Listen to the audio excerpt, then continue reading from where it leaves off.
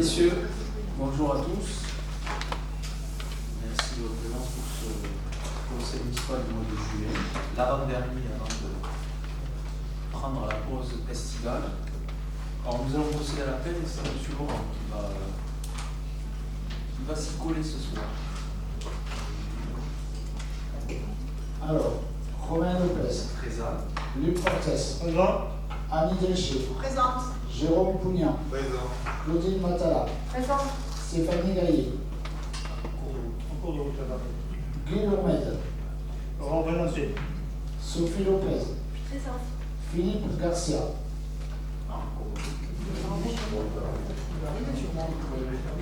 Gabriel Lopez, Représenté. Daniel Châtel, Présente. Nicole Lafineur, Présent. Pierrette Esquieu, Présent. Robert Pomarède, Présent. Marilyn Descamps, Présente. Arlette Cazalla, Présente. Michel Albert-Lucie, Représenté. Reine-Claude Hortalo, Représenté. Philippe Lerminez, Représenté. Jean-Christophe Thiers, Présent. Anne-Marie Vollard, Présente. Laure Couteau, Représenté. Frédéric Janvier, Présent. Jessie Cotinet, Représenté. Lorraine Lasserre, Représenté. Philémon Dessart, Présent. Soufiane Achoui,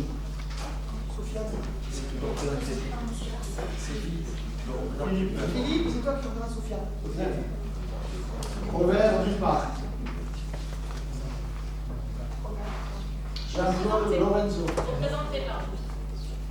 Ignace Vella, Franck Bousquet, Représenté. Marie Cavalier, Présente. Estelle Emami. Présente.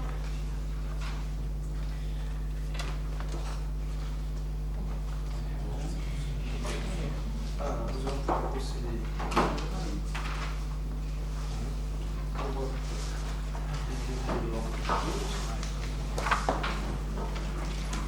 Donc, avant de procéder au vote des délibérations du jour, on revient sur le procès verbal de la séance du conseil municipal précédente, le 13 mars. Est-ce qu'il y a des questions sur cette délibération?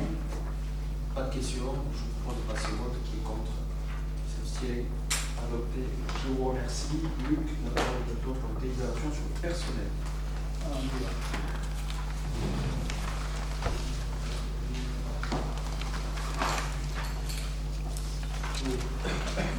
Délibération portant création d'emplois permanents. Monsieur le maire, rappelle aux membres du conseil municipal, au terme du code général de la fonction publique, les emplois de chaque collectivité ou établissement sont créés par l'organe délibérant de la collectivité. Ainsi, il appartient à l'Assemblée délibérante de déterminer l'effectif des emplois à temps complet et temps non complet nécessaires au fonctionnement des services. De même, la modification du tableau d'effectifs relève de la compétence de l'Assemblée délibérante. Monsieur le maire informe les membres du conseil municipal en raison des besoins de la collectivité suite au recrutement d'un policier municipal via ce dispositif d'emploi préservé, mode de recrutement dérogatoire sans concours, qui est fondé sur la reconnaissance des qualifications et des acquis de l'expérience professionnelle du candidat. Il convient de créer un poste de brigadier chef principal pour la fonction de policier municipal. Le recrutement de leur responsable au service technique par poste de mutation entraîne également la création d'un poste technicien territorial principal première classe en vue d'un remplacement du départ à la retraite. Au regard du développement du service culture et événementiel, un poste attaché doit être créé pour la création de ce service. Enfin, afin de poursuivre le poste de direction de la crèche des Carpilloux et référente de santé, accueil exclusif sur le petite enfance et d'intégrer une infirmière issue de la fonction publique hospitalière, il convient de créer un poste correspondant. Monsieur le maire propose par conséquent à l'Assemblée délibérante de modifier les tableaux des effectifs de la collectivité de la façon suivante. Donc le tableau laisse apparaître pour le grade, brigadier chef, qui est la fonction police municipale pour 35 heures à compter du 15 juin 25. Pour le grade technicien territorial de première classe, responsable voirie, 35 heures journalières de compter du 15 juin 2025. Un attaché territorial responsable du service culture et événementiel de 35 heures à compter du 15 juillet 2025 et un infirmier territorial en soins généraux directeur de la crèche et référence santé, accueil et UNIF. 35 heures pour 15 jours, à compter du 15 juillet 2025. Voilà les 4 emplois qui sont là. Y a-t-il des questions? Pas de questions, nomination en vote, qui est contre, qui s'abstient. Adopté, je vous remercie. La délibération numéro 2, délibération d'emploi saisonnier. Alors, délibération de création d'emplois saisonniers pour l'exercice 2025. Monsieur le maire, question au moment du conseil municipal, la nécessité de créer des emplois saisonniers au titre de l'exercice 25, afin de pallier les besoins résultant de l'organisation des festivités et manifestations estivales, du fonctionnement du camping municipal ainsi que le congé annuel des agents titulaires. Monsieur le maire propose par conséquent à l'Assemblée délibérante d'approuver les créations d'emplois saisonniers tels que figure au tableau annexé à la présente délibération. Alors, du besoin de saisonniers. On a un service de rattachement à service culture, attestation et accueil pour autres, un agent d'accueil, c'est un agent patrimoine territorial sur 35 heures à compter du 2 août 2025 jusqu'au 30 septembre 2025. Au camping, c'est un agent polyvalent, adjoint technique territorial pour le grade de recrutement qui part du 2 septembre 2025 au 30 septembre 2025. Et toujours au camping, un agent polyvalent, adjoint technique territorial pour 35 heures du 2 octobre 25 au 31 octobre 2025.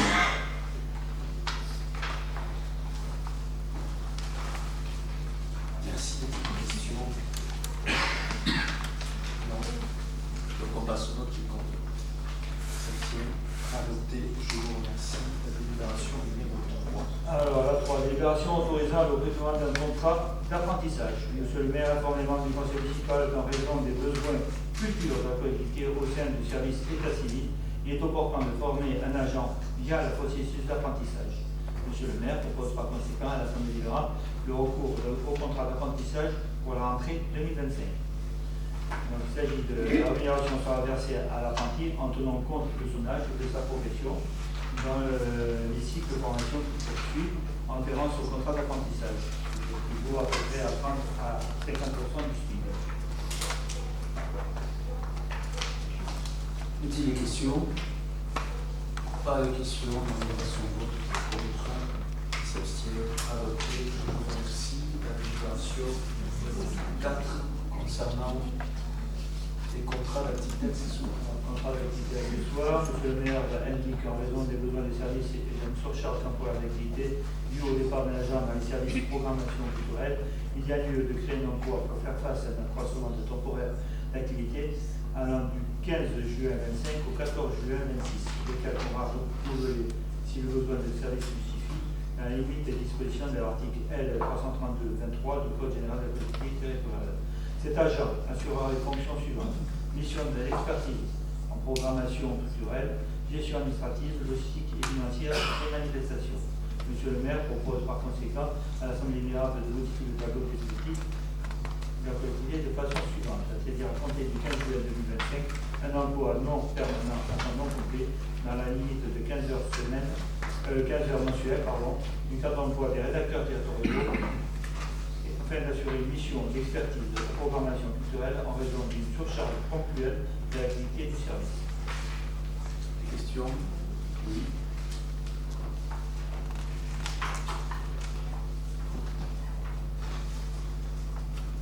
Alors, sur cette délibération, je m'interroge sur la pertinence en fait de recourir à un contrat d'activité accessoire pour faire face à ce qui est présenté comme une surcharge de travail dans le service culturel. Alors même que la situation découle en fait d'un départ d'un agent. Du coup, est-ce qu'il ne s'agirait pas plutôt d'un remplacement? Et par ailleurs, la programmation culturelle étant censée être établie à l'avance, comment expliquer que ce départ entraîne une telle désorganisation nécessitant un renfort ponctuel? Et donc cette situation, en fait, elle soulève des questions sur l'anticipation des besoins et la gestion prévisionnelle des effectifs dans ce service. L'agent en question, c'est tout simplement le même agent qui a souhaité passer à l'État. 15 heures mensuelles. Oui, 15 heures mensuelles. Et donc nous avons jugé qu'au regard de sa demande répondait on va dire, à la bonne organisation du service. En tout cas, nous ne comprenons pas, on a accepté sa proposition de passage à la partielle. On fait un agent qui part et on garde le même agent sur 15 heures. C'est le même agent. Ah, ça demande. Et sur la surcharge? On fait, s'il y a part, c'est une surcharge. Il faut trouver en fait un peu de terme, peut-être qu'on n'est pas à 100%. En fait, si on considère qu'il n'y a pas, il y a une surcharge qui se trouve dans le service. Elle vient à 15 heures, on règle le problème.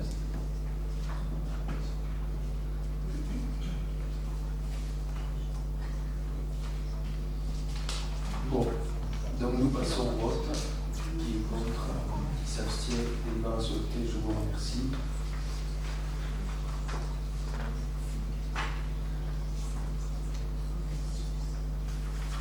Alors, délibération numéro 5, on passe aux finances, la TPE, et non plus la TLPE. Délibération pour son fixation des tarifs de taxes sur la publicité extérieure, tarif 2026. On est obligé de voter maintenant avant juillet 2025 sur le tarif 2026. Monsieur le maire, rappelle aux membres du conseil municipal que la loi 2008-776 de la modernisation de l'économie du 4 août 2008 a instauré la taxe de publicité extérieure. Il s'agit d'une imposition indirecte récupérative qui peut être instituée par le conseil municipal ou l'organe délibérant de l'EPCI, sur le territoire desquels sont situés les supports publicitaires. Elle concerne les dispositifs publicitaires, enseignes et préenseignes et assises sur la superficie exploitée hors encadrement.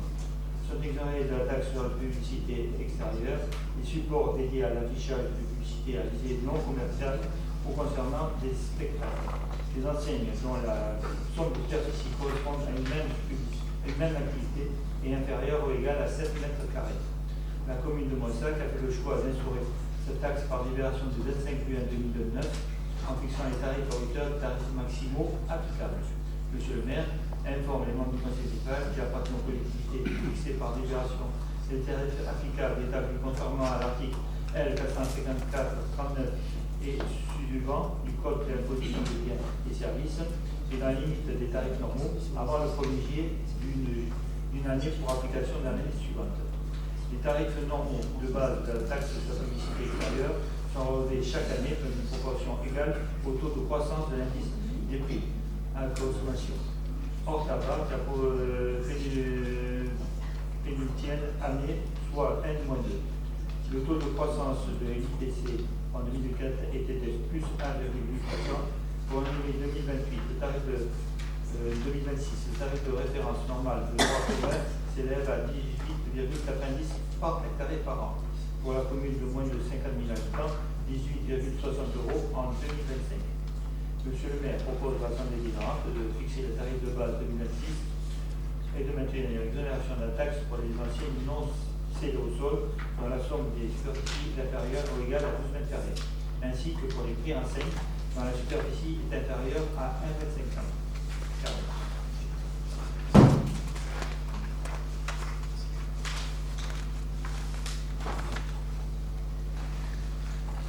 Y a-t-il des questions? Non, de toute façon, pas de changement par rapport aux années précédentes. Donc, pas de question, on passe au vote. Qui est contre? C'est une délibération adoptée. Je vous remercie. On passe à Stéphanie. Stéphanie, Je la prends, oui. Donc, c'est l'autorisation de signer les marchés de travaux de rénovation des logements communaux annulés en place la libération numéro 15 du 4 juillet 2024. La commune de Moissac, propriétaire de logements qui sont actuellement vacants, souhaite réaliser les travaux de réhabilitation. En effet, ces logements très mal isolés ont une forte répartition en énergie. La rénovation et la réhabilitation intérieure, peinture, électricité et chauffage, améliorer les performances énergétiques et le confort thermique. Un changement de destination en local commercial pour la conciergerie du cimetière est également prévu. Alors, les biens concernés sont l'ancienne conciergerie du centre des impôts, le boulevard La Canale, et l'ancienne conciergerie du cimetière du 69 avenue Chasselet. Les travaux composent 9 lots. Donc le O1 c'est le gros œuvre des émissions, PRD. L'O2 menuiserie et allume-sergerie. L'O3 menuiserie et extérieur bois. L'O4 menuiserie et intérieur bois. L'O5 extérieur, conduit de façade, l'eau 6 plâtrerie, faux plafond, l'eau 7 carrelage, faïence, sol souple, l'eau 8 électricité, l'eau 9 plomberie, CVC. La durée de travaux est évaluée à 8 mois, le montant est estimé à 308 683,07 € hors taxe. Selon l'article L 2122-21-1 du Code général de la collectivité territoriale, monsieur le maire peut être informé par le conseil municipal afin de souscrire le marché avant l'engagement dans la procédure de passation du marché, sous condition que, tandis que le besoin à satisfaire, le montant des prévisionnels soit défini. Monsieur le maire propose à l'Assemblée d'approuver la rénovation des deux logements dans le chemin de destination de l'ancienne conciergerie du cimetière en local commercial, de l'autoriser à signer le marché conformément à l'article L 122-21-1 du Code général de la collectivité territoriale et chez nous, toute pièce intervenir.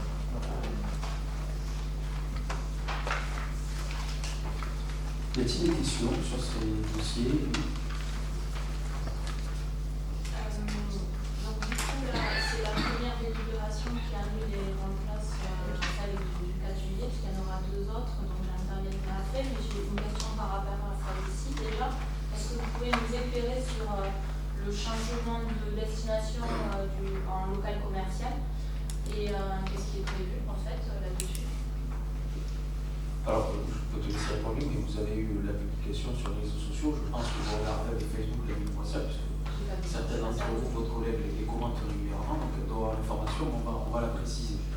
Bon, effectivement, au départ, donc, on avait 4 logements, on en retire 2 parce qu'on n'est pas prêt encore. Il ne faut pas retarder les 2 autres, il y a des aides donc, financières qu'il ne faut pas lâcher.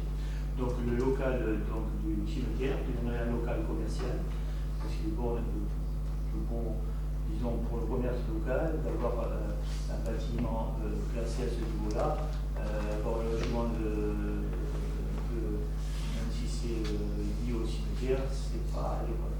Donc on est parti sur ce principe de faire un local commercial, qui ramènera un loyer donc, à la commune plus intéressant qu'avec une habitation, et qui n'aura pas certainement plus de services qu'un local loué à particulier.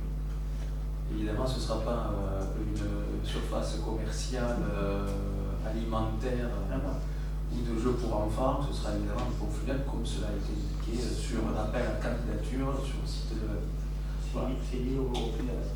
C'est lié au funéraire. Il faut savoir que la ville recherche des recettes comme toute commune, nous avons besoin pour pouvoir assurer le fonctionnement des services et que nous on fait le choix justement non pas d'augmenter le taux municipal de la taxe foncière, mais d'essayer de diversifier nos recettes sur la durée, sans impact pour nos administrés et les projets locatifs, qui sont commerciaux ou résidentiels, sont des revenus fixes de fonctionnement intéressants.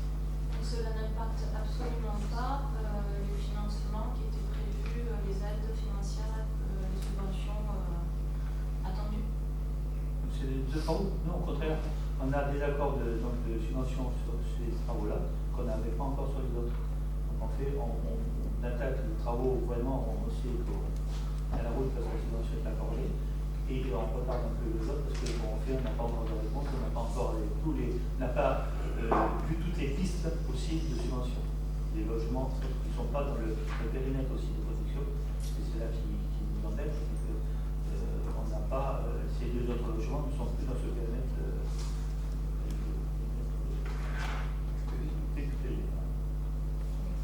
L'intérêt du centre des impôts, c'est que le sous-préfet m'a garanti une subvention dans le cadre de la dotation collective de ce pourquoi il était maintenu. Je peux apporter une précision, juste sur le site de la ville, vous avez le projet donc, local détaillé complètement, puisqu'on a fait des publicités, vous avez des ressources. N'hésitez pas à le partager sur vos pages. Alors, s'il n'y a pas d'autres questions, on passe au vote. Qui est contre? Qui s'abstient? Délibération adoptée. Je vous remercie. La délibération numéro 5 du gouvernement. Je précise que Stéphanie Gaillet n'est pas en retard pour un midi, mais qu'elle est sur la route du retour du conseil régional à Montpellier, où elle a dû faire face à Madame Delga tout au long de la journée. Bon, numéro 7, autorisation de signer des marchés, travaux de rénovation énergétique des écoles Pierre Chabrier, annule en place la libération du Broquin du 4 juillet 2021. La commune de Moissac, 13 800 habitants, a engagé la programmation, un programme de travaux de rénovation énergétique sur les bâtiments afin d'améliorer le confort des usagers et également de limiter les consommations dans le respect des obligations liées au décret tertiaire.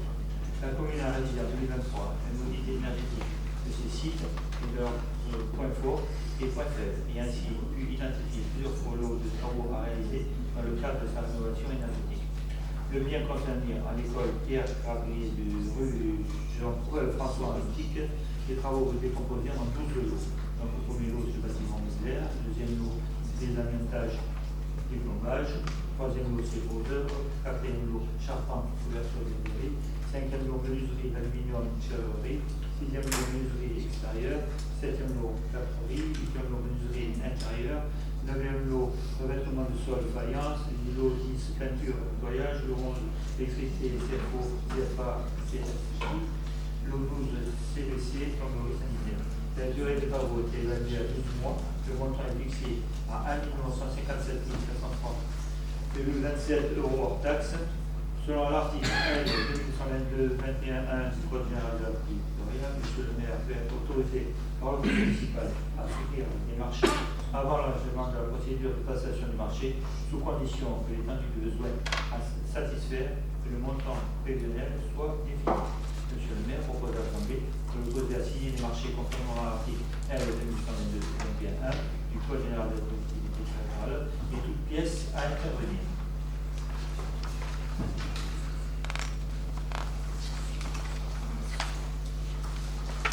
Pour précision, donc c'est des travaux qui concernent deux écoles, Chabris et Belty. Belty étant le suivant. Donc c'est l'entame de ces travaux énergétiques qui devrait durer à peu près 2 à 3 années, selon les inconvénients des fois que l'on peut rencontrer durant les travaux concernant la rénovation énergétique de l'intégralité des écoles. Nous avons choisi de débuter par Chabris et Belty, puisque c'était les deux écoles les plus en souffrance. Il y a des questions complémentaires. Alors, comme je l'avais indiqué, en fait, donc on voit sur les deux délits qui arrivent, celle-ci et la suivante, c'est des délibérations qui datent de juillet 2024 qui sont remplacées. Donc, est-ce que vous pouvez nous préciser un petit peu ce qui justifie cette modification du marché public près d'un an plus tard, avec des augmentations budgétaires notables, puisqu'on passe de plus 100 000 € pour une école à plus 400 000 € pour l'autre école. Donc cela risque d'avoir un impact sur la réalisation et puis sur les financements attendus. C'est pas la première fois en fait que nous voyons que les marchés publics sont à la hausse. Après nous avoir déjà présenté une première grille. Pourquoi ? Et est-ce qu'on peut mieux anticiper ce type de réajustement à l'avenir sur des projets aussi structurants, parce qu'on est bien d'accord qu'on n'est absolument pas contre la rénovation dans les écoles. On trouve que quand même ça tarde, puisque c'était un de vos projets importants et c'est un projet que nous soutenons, mais là, donc ça fait annuler en place depuis plus d'1 an, ça fait beaucoup en fait, et les augmentations sont conséquentes. Alors, c'est un projet essentiel, ce sont des travaux essentiels. Mon avis, la DST vous répondra sur l'aspect technique à faire vos questions. On dit que c'est un projet que nous avons depuis longtemps, que depuis 2023. Et en suivant, il y a effectivement les études, sachant qu'on ne part pas sur une ou deux écoles, on part sur l'intégralité des écoles. Madame Mokradi. Oui, ça peut toujours être fait, mais nous on fait. Alors, tout d'abord, merci pour votre question. Pour vous éclairer un petit peu vos interrogations, il y a eu plusieurs éléments qui sont rentrés en ligne de compte. Premièrement, au niveau des subventions, on a été bloqué à un moment donné parce qu'on doit rentrer l'ensemble de ces éléments via des dossiers de subvention dont la deadline était à janvier cette année, où nous n'étions pas prêts l'année précédente, donc ça avait reporté de 1 an le dépôt de demande de subvention, et sans notre dossier de subvention, on ne pouvait pas commencer les investigations. Ensuite, on avait une première estimation de nos services il y a quelques temps, qui du coup, au vu de l'inflation et de l'augmentation de l'indice bâtiment, n'était plus d'actualité. On avait fait une première étude de faisabilité où en fait, concrètement, le maître d'œuvre était bien en dessous des coûts réels de construction parce qu'il n'était pas entouré d'un économiste de la construction. Et donc, entre la phase esquisse et la phase APD, qui est la phase qui fige en fait le budget, on s'est, comme vous le dites, rattrapé en prenant plus 100 000 € sur des lots, moins 20 sur d'autres, mais bon, avec une augmentation quand même substantielle, d'où l'objet de la délibération. Ensuite, pour vous répondre sur le délai, on a choisi de scinder en plusieurs parties les écoles. Pourquoi? Parce que notamment les Delchi et les Chabriers, qui sont des projets quand même dépassant le 1 million d'euros en tout, c'est quand même des gros projets de rénovation énergétique. Dans l'équipe interne et services techniques, nous n'avons qu'un responsable bâtiment qui suit ces projets avec l'architecte, mais tout seul, suivre 5 écoles à la fois, c'est assez compliqué. Et on préfère aussi saucissonner les projets dans le sens de faire 2 écoles en même temps, pour en fait avoir plusieurs équipes de maîtrise d'œuvre et non pas avoir une seule maîtrise d'œuvre qui a la main sur l'ensemble des projets. Enfin, on a aussi scindé en 2 délibérations les écoles. On a une seule maîtrise d'œuvre qui suit Delchi et les Chabriers, mais on a 2 délibérations distinctes. Pourquoi? Pour ouvrir la porte aussi aux petites entreprises locales qui pourraient répondre sur le lot électricité d'une école par exemple, mais pas sur le deuxième. Et donc pour éviter en fait de mettre des bâtons dans les roues dans les petites entreprises qui ont juste moins de moyens humains, mais pas un manque de savoir. Merci.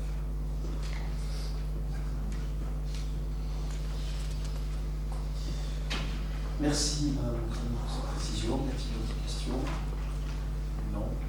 Donc nous passons au vote. Qui est contre? Qui s'abstient? Adopté, je vous remercie. La délibération numéro 7, Stéphanie, est-ce que tu as pris ton souffle? Pardon. Est-ce que tu as pris ton souffle pour la présenter? Je ne l'ai pas là. Tu l'as pas sous les yeux. C'est la signature, l'autorisation que donne l'octroi du conseil municipal pour signer les travaux de énergétique de Camille Deltine. Alors, autorisation de signer les marchés, travaux de rénovation énergétique des écoles Camille Deltine, annulée en place à la délibération numéro 15 du 4 juillet 2024.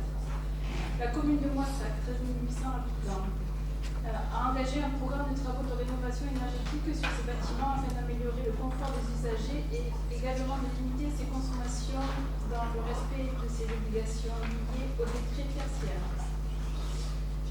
La commune a réalisé fin 2023 un audit énergétique de ses sites et de leurs points forts et points faibles et a ainsi pu identifier plusieurs lots de travaux à réaliser dans le cadre de la rénovation énergétique. Le bien concerné est l'école Camille Deltine, rue de la Solidarité. Les travaux se décomposent en 12 lots. Lot bâtiment modulaire, lot de désorientage, déplombage, lot 3, poseur, lot 4, charpente, couverture, zingueuse, lot 5, menuiserie, aluminium, serrurerie.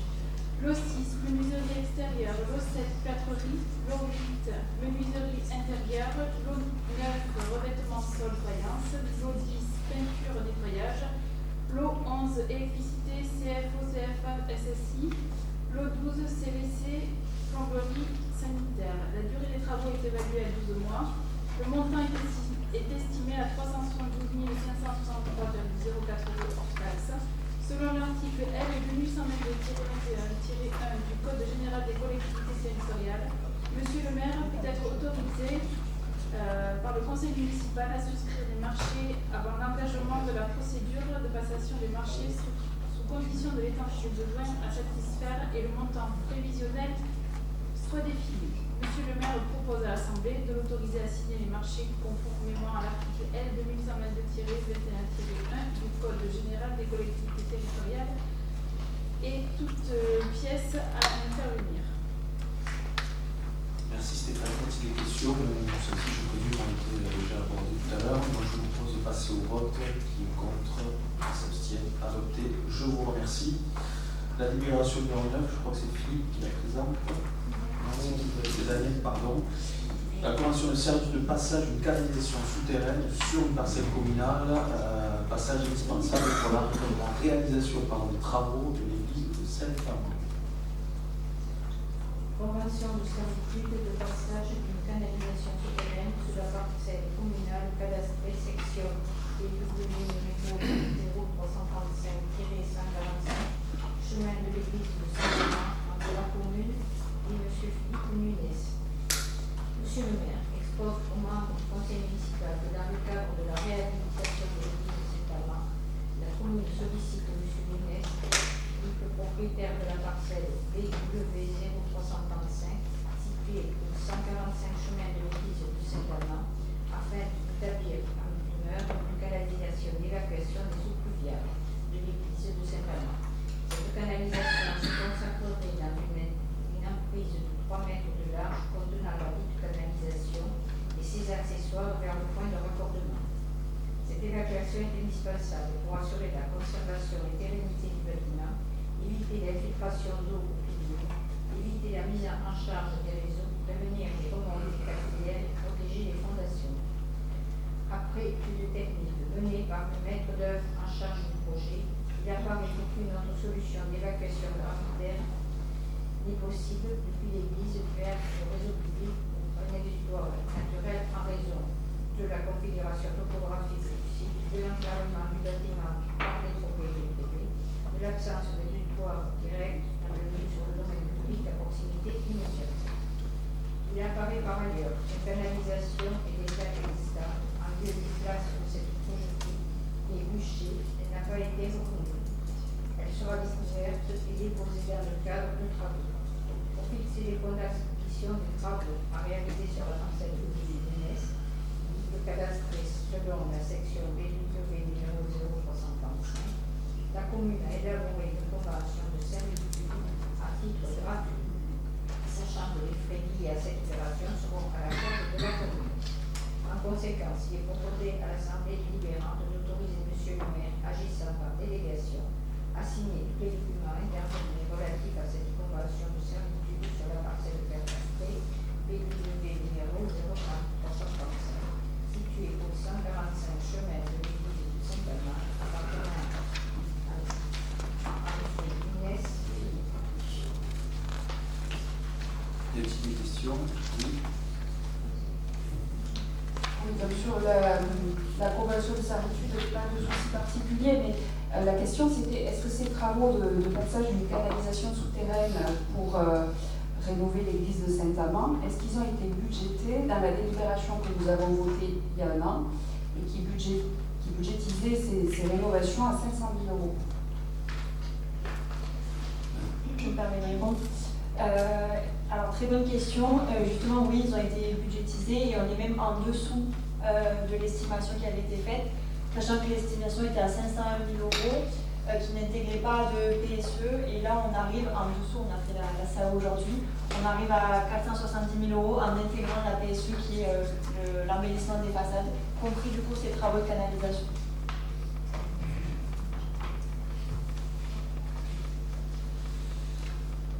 Pas d'autres questions?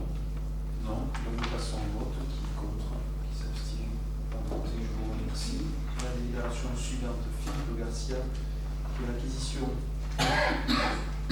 au sein d'une parcelle appartenant au consort X, situé à Binge, pour le classer dans le domaine communal. Acquisition à l'euro symbolique, s'il te plaît. On parle de toi. Acquisition à l'euro symbolique d'une parcelle appartenant au consort X 11B rue Louis d'Anjou et classement dans le domaine public communal. Monsieur le maire expose aux membres du conseil municipal que la parcelle référencée au cadastre sous le numéro 611 de la section PM, goudronnée et aménagée par la commune depuis des décennies, faisant partie intégrante de la Louis d'Anjou, utilisé comme trottoir et parking public, est toujours la propriété des consorts X. Par courrier en date du 29 janvier 2025, les consorts X ont formulé le souhait de vouloir régulariser sa situation afin de procéder à un alignement de voirie, mettre une trappe d'égout, installer une cabine téléphonique et planter un arbre, ce qui a été fait. Monsieur le maire, reconnaissant l'intérêt pour la commune d'acquérir cette parcelle et de l'intégrer dans le domaine public communal, sachant que des travaux de réfection de la voirie sont prévus dans ce secteur, propose d'accepter la donation de la parcelle DH numéro 611 d'une surface de 28 mètres carrés.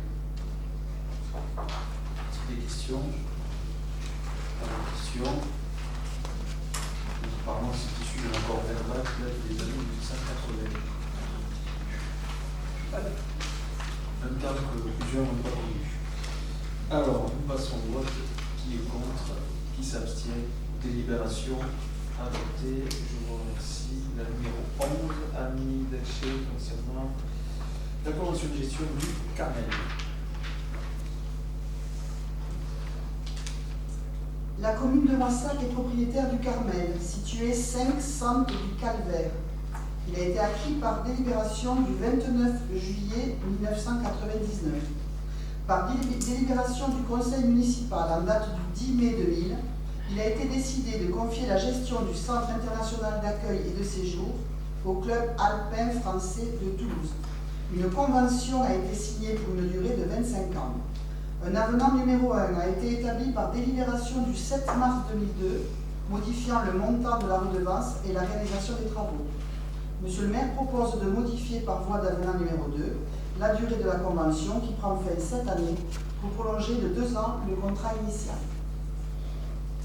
Des questions? Pas de questions, nous passons au vote. Contre, qui s'abstient, adopté. Je vous remercie.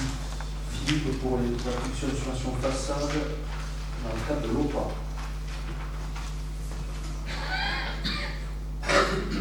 OPA 2025-2027. Attribution de subvention façade à un propriétaire occupant. Monsieur le maire expose aux membres du conseil municipal que un règlement pour l'obtention des aides relatives à la réhabilitation des façades et des primes spécifiques a été adopté le 14 octobre 2024 dans le cadre de l'OPA par la communauté de communes Terre de Confluence. Le suivi et la prise en charge des dossiers ont été confiés à l'opérateur Urbanis qui s'assurera de la bonne conformité des opérations. Par délibération numéro 14 du 12 décembre 2024, la commune a donc décidé de mettre en place une opération façade sur la commune de Moissac avec pour objectif la rénovation de 42 façades à compter du 1er janvier 2025 au 31 juillet 2027 en secteur renforcé, boulevard La Canale, rue Gambetta et partiellement l'avenue de Gascogne, et en secteur non renforcé toute la ville.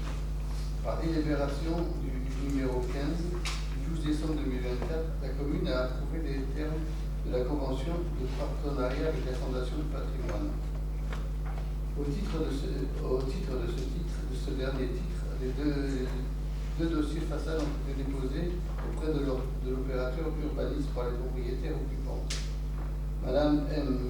B, domiciliée avenue du Maréchal Delattre de Tassigny, à Moissac, projet de réfection de façade, mur, avantoir et boiserie, conformément à la déclaration préalable numéro DP 821 122 4C 0159 du 1 10 de 2024 et par Madame PC, domiciliée rue des Sauveteurs à Moissac, projet de réfection de façade mise en peinture et dessous le toit, conformément à la déclaration préalable du numéro DP 820 122 25C 0006 du 20 01 2025. Les façades sont situées dans le périmètre secteur non renforcé de l'opération façade de l'OPA intercommunale. Dans ce périmètre, la subvention de la commune est de 15% du montant hors taxe des travaux, plafonné à 3 000 €. De même que le montant de la subvention de l'intercommunalité de 15% plafonné à 3 000 €. Madame MB, pour Madame MB, pour le coût total des travaux hors taxe et subventionné par cette opération est de 3 849,06 €. Montant de subvention ville 311,40 €. Montant de subvention intercommunalité 311,40 €. Pour Madame C, le coût total des travaux hors taxe subventionné à cette opération est de 7 500 € selon devis du 11/04/25. Montant de la subvention de la ville 1125 €. Montant de la subvention de l'intercommunalité 1125 €. Merci Philippe. Y a-t-il des questions? Non. satisfait avec vous, je vous remercie. Stéphanie, la convention d'objectifs et financement pour l'AEP permettant à la commune de récupérer les dotations. Alors, en maintien de l'objectif de financement pour l'AEP, les actions soutenues par la CAF visent à développer l'offre d'accueil des jeunes enfants en luttant contre les inégalités sociales et territoriales et en améliorant son efficience. Accompagner le parcours éducatif des enfants âgés de 3 à 11 ans. Soutenir les jeunes âgés de 12 à 25 ans dans leur parcours d'accès à l'autonomie. Valoriser le rôle des parents et contribuer à prévenir les difficultés rencontrées avec ou par leurs enfants. Contribuer à l'accompagnement social des familles, développer l'animation de la vie sociale. Le lieu d'accueil enfants-parents, donc de l'AEP, est un espace convivial qui accueille tous les enfants de moins de 6 ans avec leurs parents ou un autre adulte familier, grands-parents, proches. C'est un espace de jeu et de discussion et un lieu de rencontre pour les enfants comme pour les parents. Afin d'accompagner et de soutenir la collectivité, la CAF du Tarn-et-Garonne invite la commune de Moissac à poursuivre les actions menées depuis le 1er avril 2021 en signant la convention d'objectifs et de financement pour la prestation de services du lieu d'accueil enfants-parents et du bonus territoire, CTG, convention territoire globale, dès lors qu'ils remplissent les obligations réglementaires définies dans le Code de la santé publique. Cette convention est conclue du 1er janvier 2025 au 31 décembre 2026. Merci Stéphanie. Est-ce des questions?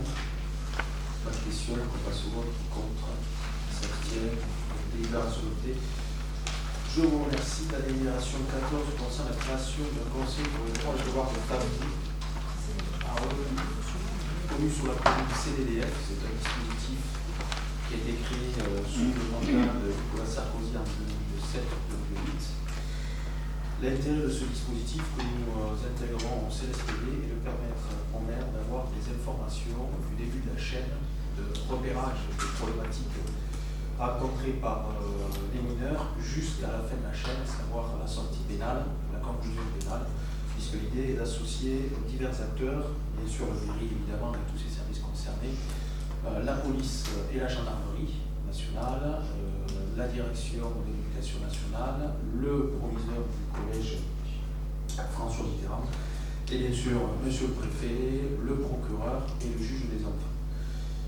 Ce conseil des droits et des devoirs des familles n'est pas un comité théodule, on va se réunir pour faire de la réunionnite, en tous les cas en tant que futur président de ce conseil, si vous actez sa création, loin de moi cette idée-là. Au contraire, les maires manquent d'outils de suivi de la délinquance et de la criminalité chez les jeunes de leur commune.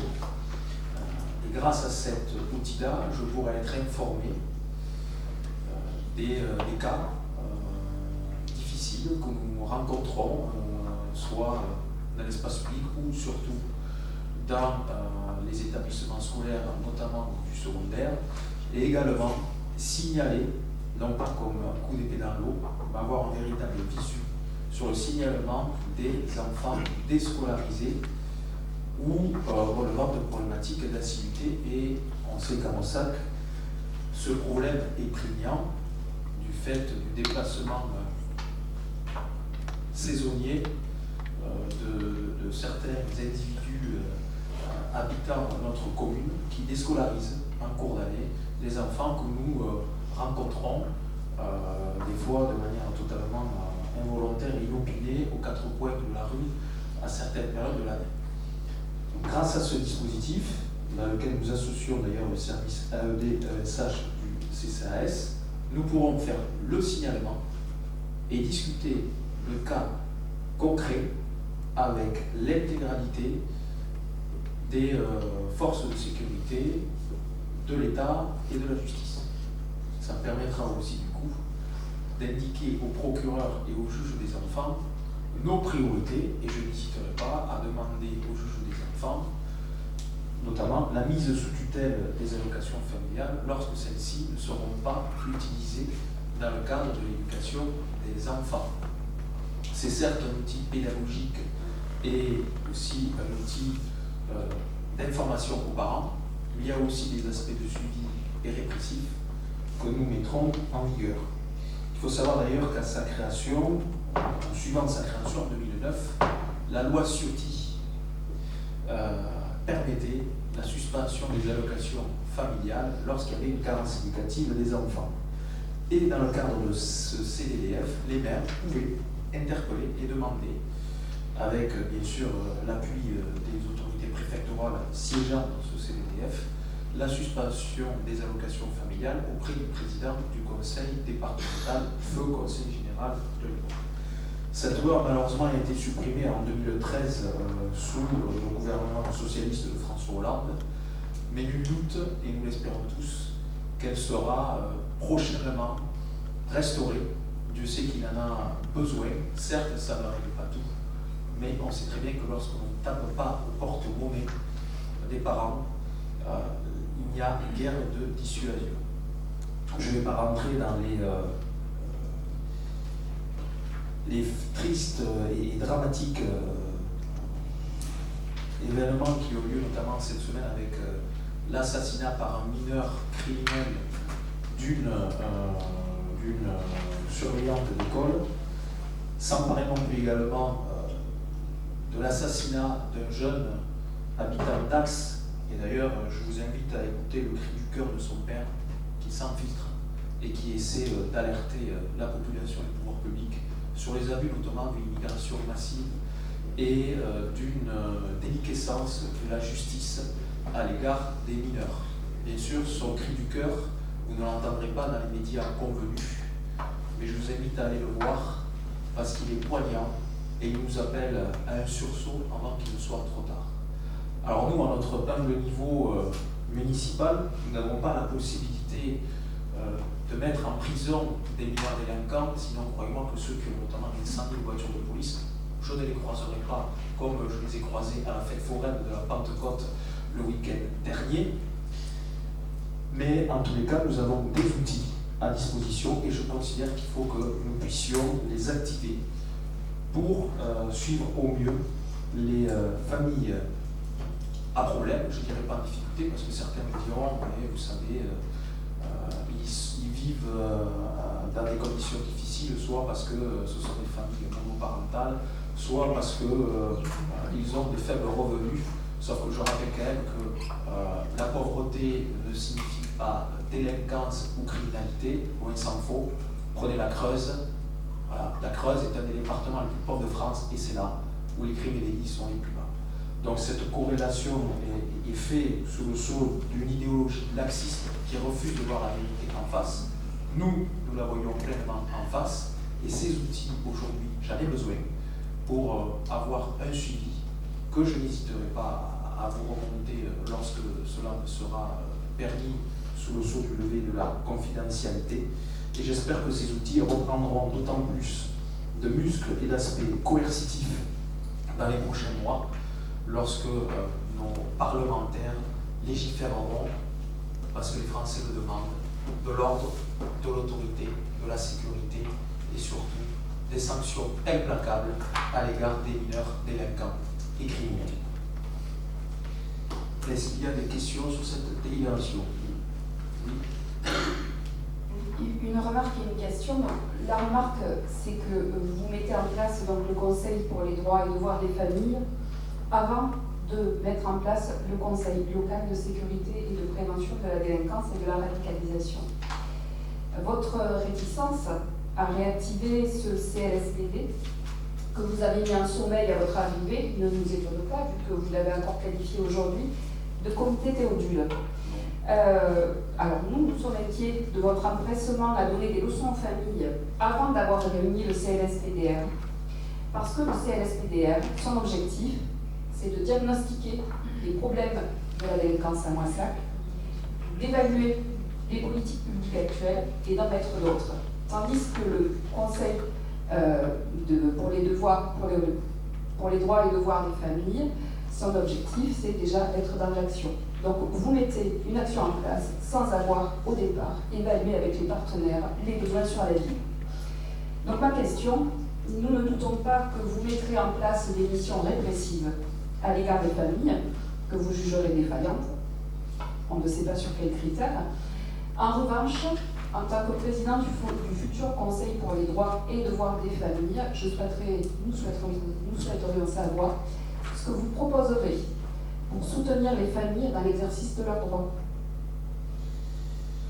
Alors, vous indiquez que CLSPD est corrélé à CDF. Non, le CDF peut être totalement indépendant du CLSPD, mais ce CDF sera un outil intégré au CLSPD. Le suivi des familles sera assuré conjointement par les divers acteurs nommés par la délibération. Et dans ce cadre-là, des solutions seront abordées et proposées et votées d'un commun accord selon les cas particuliers.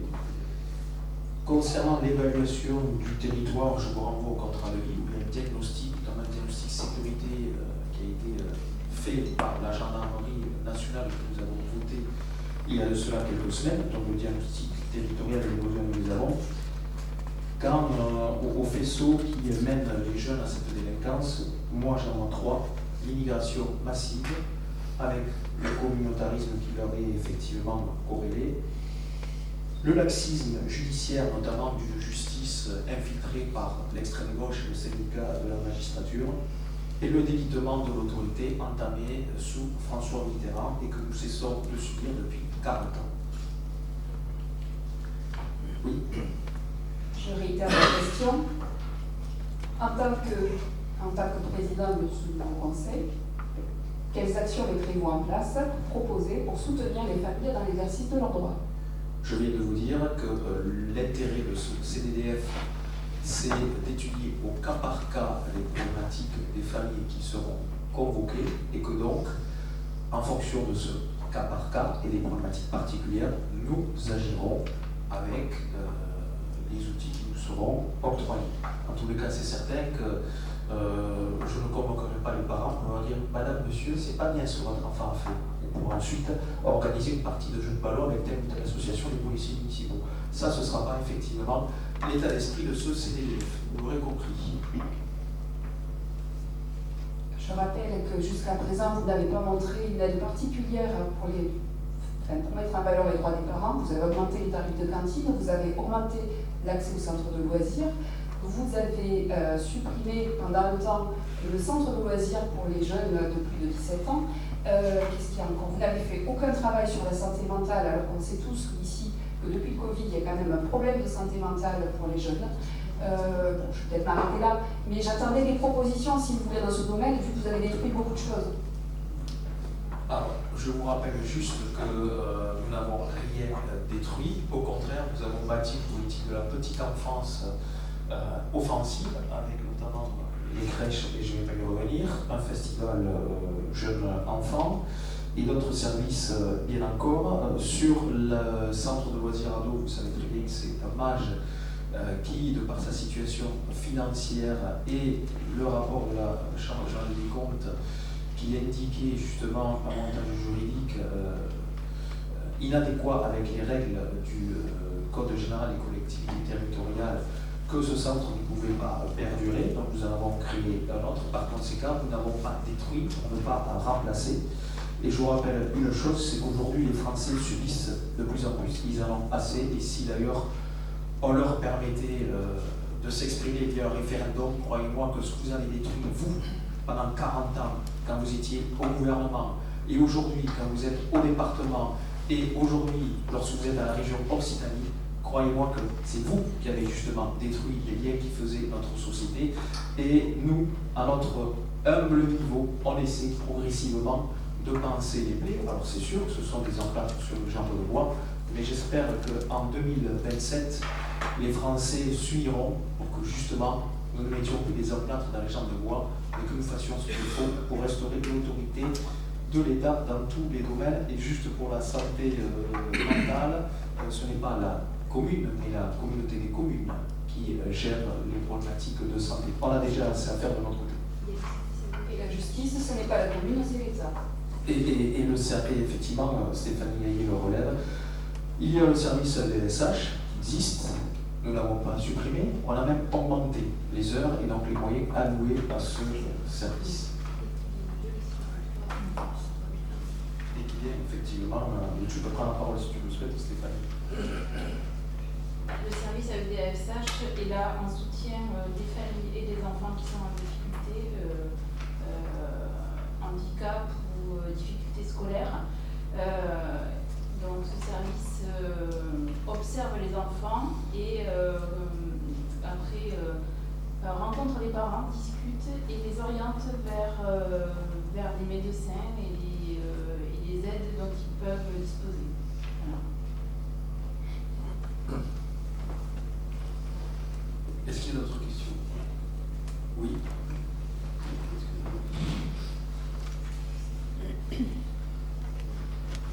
Je constate que votre habitude, c'est la répression constante.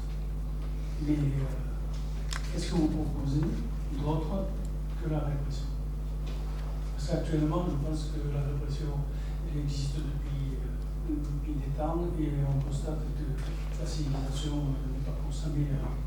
Donc, il y a plutôt un travail humain, psychologique, à faire auprès des individus plutôt que la répression, l'emprisonnement, supprimer la carte comme si c'était une solution qui va faire que le jeune va se sentir mieux dans la société dans laquelle il est, société qui me semble besoin d'être remis en cause dans la façon dont elle aborde les sujets des enfants et en général. Alors, ce CDDF a un aspect aussi pédagogique et informatif. Quant à la répression, s'il y en avait eu ces 30 dernières années, on n'en serait pas là aujourd'hui. Docteur, je pense qu'on ne vit pas dans le même monde, visiblement. Je vous engage à sortir de votre bulle idéologique et de votre compagnonnage avec vos collègues, parce que souvent la gauche, en plus, souvent vit dans un entre-soi, et elle oublie de mettre de côté ses ornières et de regarder ce qui se passe, ne serait-ce qu'au point de ça. Sur ce, ça ne nous empêche pas d'avoir du bon sens. Et ce bon sens, vous l'avez perdu au détriment des Français. Sur ce, nous allons passer au vote. Nous allons passer au vote. Le débat est clos. Nous allons passer au vote. Je ne suis pas On ne se... Et c'est ma profession qui me permet de parler comme ça, parce que je vois beaucoup de gens. Le micro est coupé, donc ce que vous dites pour l'instant n'est pas enregistré. Oui, vous avez toujours l'habitude de me couper la parole. Oui. Je pense que c'est beaucoup plus intéressant que la répression. Madame Dalbel est spécialiste ici. Effectivement, j'ai des cours à prendre auprès de Mme Delga. Je serai plus efficace la prochaine fois. Donc, nous allons passer au vote. Qui est contre? Qui s'abstient? Délibération de thé. Je vous remercie.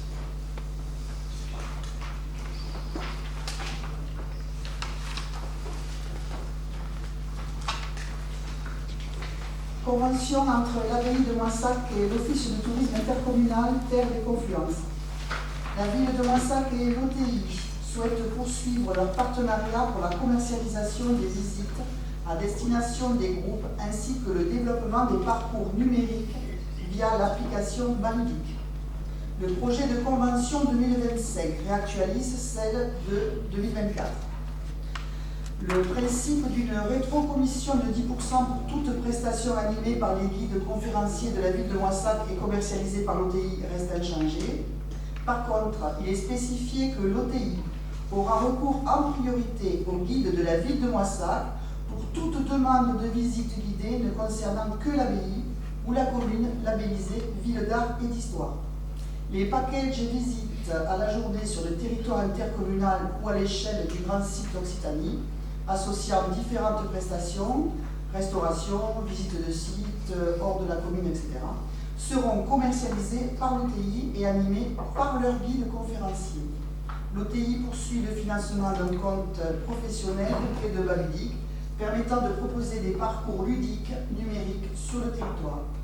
Grâce à ce compte, il est possible pour la ville de Moissac, gestionnaire de l'abbaye, de bénéficier d'un accès contributeur permettant de réaliser et diffuser ses propres parcours numériques.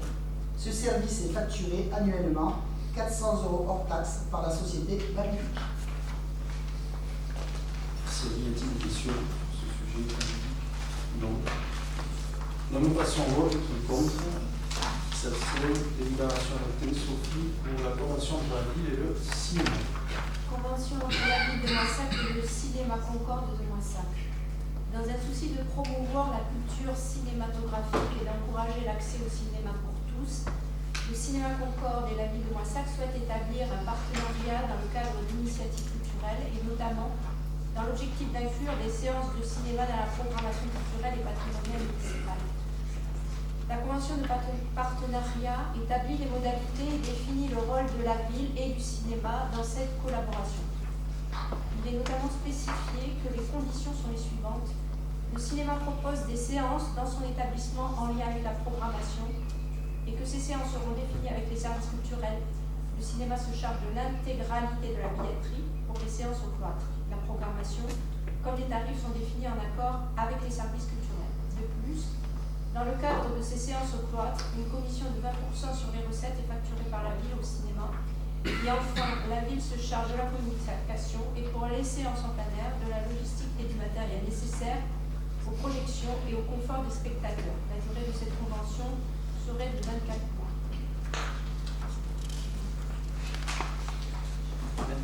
Merci Sophie. As-t-il une question sur cette convention de partenariat? Non. Donc nous passons au vote.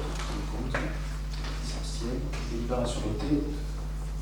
Là aussi, c'est un engagement de la commune, une volonté de la commune d'aller vers les acteurs culturels locaux essentiels, puisque peu de communes de notre strate peuvent se permettre d'avoir un cinéma avec autant de salles et de diversité. Le numéro 17.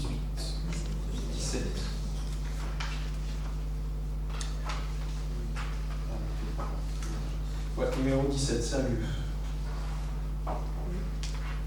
Convention avec le CAUE 82 pour le prêt d'exposition Nos Arts Remarquables. Dans le cadre de sa mission de sensibilisation à l'architecture et au paysage, le CAUE 82 a réalisé une exposition intitulée Nos Arts Remarquables, issue d'un concours photo organisé en 2023 et auquel 53 personnes ont participé. Cette exposition est composée de 20 cadres format 60 par 80 et est mise à disposition gracieusement par le CAUE 82 aux collectivités qui souhaiteraient la présenter. Il apparaît judicieux d'accueillir cette exposition dans le cloître du 13 octobre au 17 novembre 2025. En lien avec cette manifestation, le service patrimoine de la ville propose de valoriser le cèdre centenaire du cloître par une exposition virtuelle de photographies prises par les visiteurs et les scolaires. Des questions?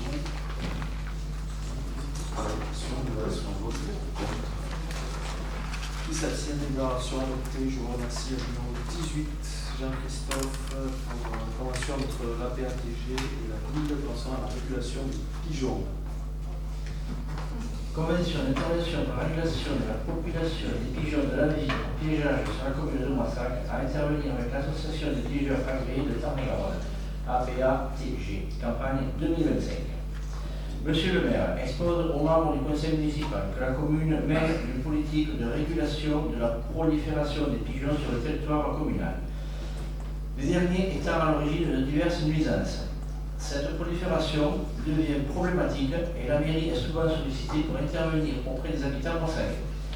La commune souhaite reconduire la campagne d'intervention pour la régulation de la population des pigeons par piégeage avec l'association des piégeurs agréés de Tarn-et-Garonne, dont le siège est 53 rue Jean Moulin en Montauban pour l'année 2025.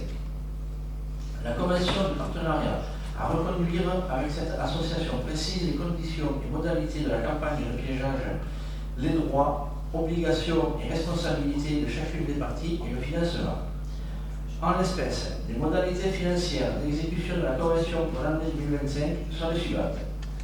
Règlement par la commune de l'adhésion de 20 € à l'APATG ou des piégeurs intervenants, fourniture par la commune du blé ou du maïs et de l'eau nécessaire au piégeage, versement d'une indemnisation de 4 € par pigeon capturé par l'association, versement trimestriel 2 € par l'APATG et 2 € pour le piégeur.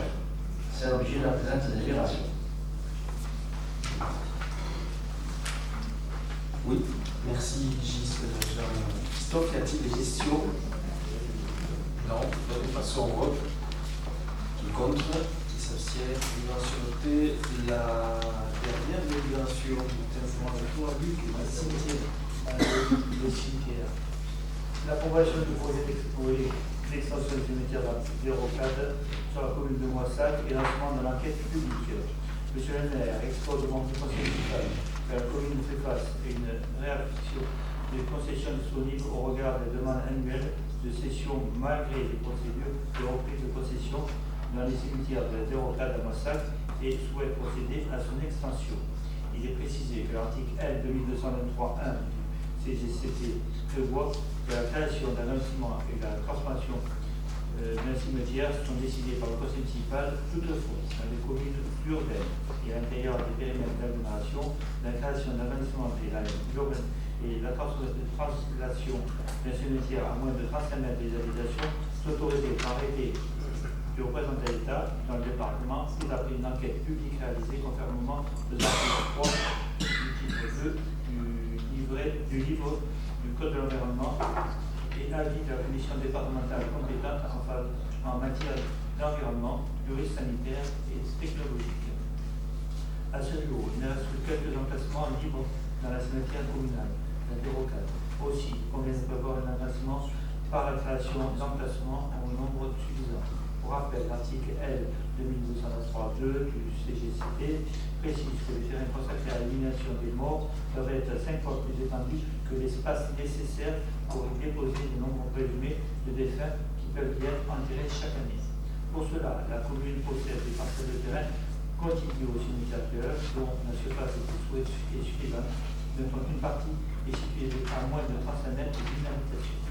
Nous sommes ainsi dans le cadre de la loi 2010-788 du 12 juillet 10 portant engagement national pour l'environnement, petite loi Grenelle 2, qui soumet la création de l'extension des cimetières situés dans les communes urbaines à l'intérieur des périmètres d'agglomération et à moins de 35 mètres de l'habitation. Ces trois éditions sont cumulatives et la réalisation préalable de l'enquête publique du Code de l'environnement et à l'autorisation préfectorale. La procédure est alors la suivante. Délibération du conseil municipal décidant l'extension du cimetière, celle d'aujourd'hui. Enquête publique prévue au chapitre 2 du livre du Code de l'environnement. Avis de la commission départementale compétente en matière d'environnement, de risques sanitaires et technologiques. Arrêté du préfet étant précisé que le silence proposé pendant plus de 6 mois par le préfet une demande au rejet tacite de cette démarche. Bien que ne soit pas obligatoire, une analyse hydrographique et géologique est conseillée en train de connaître la nature et les compositions des terrains, ainsi que pour relever toutes les pollutions des eaux souterraines qui résulteraient des installations cimetières.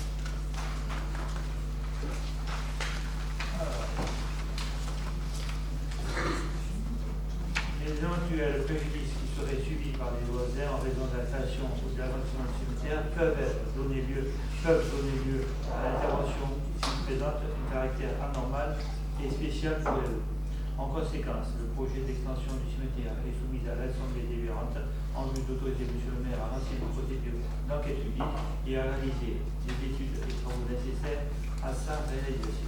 Ce qu'on peut dire sur ce cimetière, c'est effectivement le cimetière principal de la commune. Nous sommes en cours de reprise de une procédure très lourde, coûteuse, et actuellement nous possédons une réserve d'à peu près de 9 à 10 mois pour les intervenants. Voilà, donc c'est de dire qu'aujourd'hui on est dans l'urgence de ces travaux. Est-ce qu'il y a des questions? Pas de questions. Parce que j'ai passé en arrêté d'artisan de mourir en Moissac, mais celui-ci est impossible d'arriver à l'appliquer. Il n'y a rien à faire. Même à la tolérance zéro, rien à faire. Donc, tu es obligé d'agrandir. Et il y a un budget pour agrandir, c'est le cimetière de Saint-David. Saint-David, on peut dire deux mots sur Saint-David. Nous possédons un petit terrain sur l'arrière du cimetière de Saint-David. Et ce terrain est en contrebas. Et pour ne pas gêner aussi les voisins, nous essayons de trouver une autre solution pour acheter un terrain devant le cimetière. Je ne sais pas si vous connaissez le terrain de Saint-David, le cimetière de Saint-David. Ça permettrait d'avoir un peu plus de place et de procéder à un petit stationnement aussi, parce que ça manque de stationnement. nous en parlerons plus tard. Bon, pas de questions, du coup nous passons au vote. Qui est contre, qui s'abstiennent, délibération adoptée. Je vous remercie, vous avez pris acte des décisions qui sont jointes. Je remercie les services municipaux qui ont réalisé et préparé ce conseil municipal. Et nous vous donnons rendez-vous pour le conseil municipal du 12 juillet, c'est ça 10 juillet prochain. Voilà. Merci à vous et bonne soirée.